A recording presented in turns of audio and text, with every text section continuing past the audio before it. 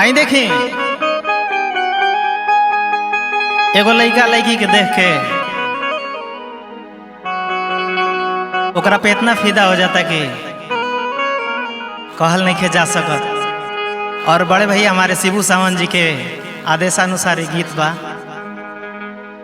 तबला पे हमारे अंजनी चाचा जी और बैंजू पे हरिंदर चाचा जी हमारे संगत करत नहीं जा। और हम भोजपुरी गायक जितेंद्र मंजीरा आप सब तमाम भोजपुरिया श्रोतागण के पैर छू के प्रणाम कराता नहीं। और ये गीत आप सबके समीप भेज रहा बनी। जो भी त्रुटि हुई ओकरा के हमरा के माफ करो सर।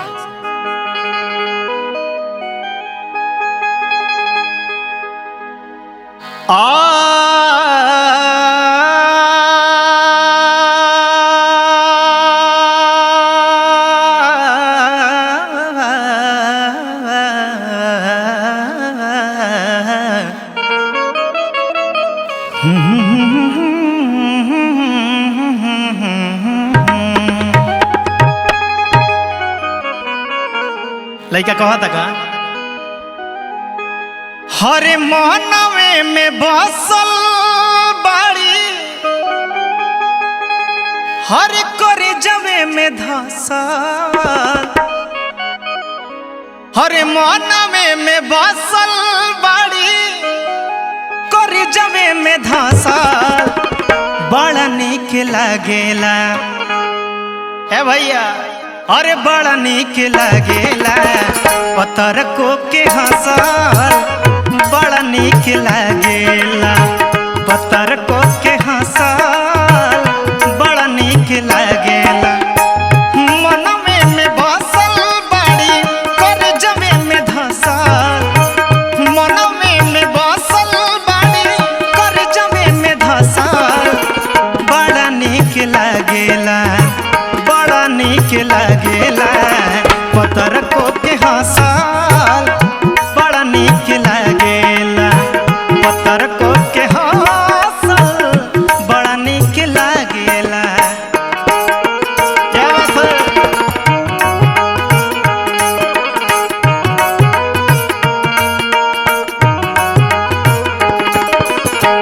जय हो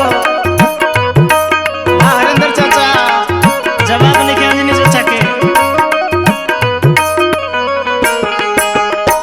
और कल क्या कहलस अमवा के जैसन जवानी मोजराइल बा। महुआ नियन बदन कोचियाइल बा।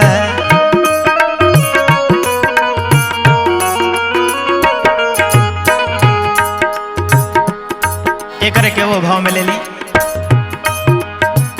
अमवा के जैसन जवानी मोजराइल बा। महुआ नियन बदन कोचियाइल बा।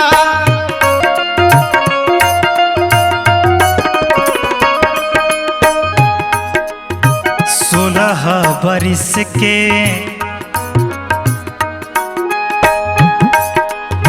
16 बरिस के 16 बरिस के समन बाती कसल। बड़ा निक लागेला बड़ा निक लागेला पत्थर को के हंसल।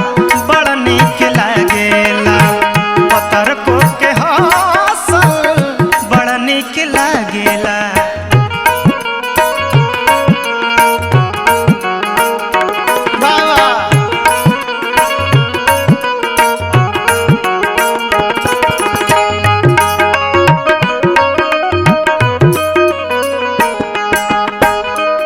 और लास्ट में लड़का कहता का चलेली जब रहिया में ओढ़नी गिराई के।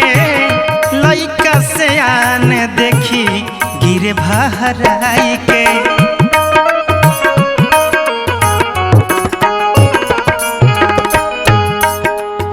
चलेली जब रहिया में ओढ़नी गिराई के।